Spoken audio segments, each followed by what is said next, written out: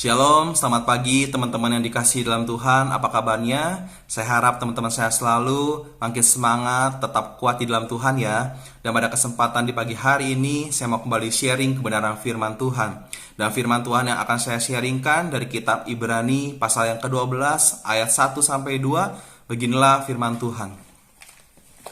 Ayat pertama, karena kita mempunyai banyak saksi bagaikan awan yang mengelilingi kita, marilah kita menanggalkan semua beban dan dosa yang begitu merintangi kita dan berlomba dengan tekun dalam perlombaan yang diwajibkan bagi kita. Ayat 2, marilah kita melakukannya dengan mata yang tertuju kepada Yesus yang memimpin kita dalam iman dan yang membawa iman kita itu kepada kesempurnaan, yang dengan mengabaikan kehinaan tekun memikul salib, ganti sukacita yang disediakan bagi Dia yang sekarang duduk di sebelah kanan tahta Allah. Amin. Demikianlah hidup orang percaya menurut kitab Ibrani. Bahwa hidup kita ini seperti mengikuti sebuah perlombaan. Ada banyak orang yang mengawasi, yang melihat, yang menilai hidup kita sebagai orang percaya. Maka dari itu firman Tuhan berkata bahwa kita harus menanggalkan beban dan dosa kita yang merintangi. Fokus hidup kita harus tetap terarah kepada Tuhan Yesus Kristus, supaya kita dapat mencapai kesempurnaan iman kita.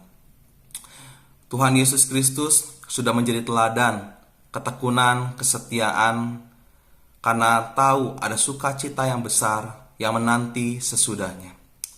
Teman-teman, ada banyak hal yang bisa menggeser pusat hidup kita kepada Tuhan Yesus Kristus yang menjadi tujuan hidup kita, seperti mengalami kekecewaan, kebiasaan yang buruk, mengalami sakit penyakit, masa lalu yang kelam, jatuh ke dalam dosa, kenikmatan duniawi, dan hal-hal yang semacamnya. Teman-teman, hal-hal tersebut sadar atau enggak bisa menggeser pusat hidup kita kepada Tuhan Yesus Kristus.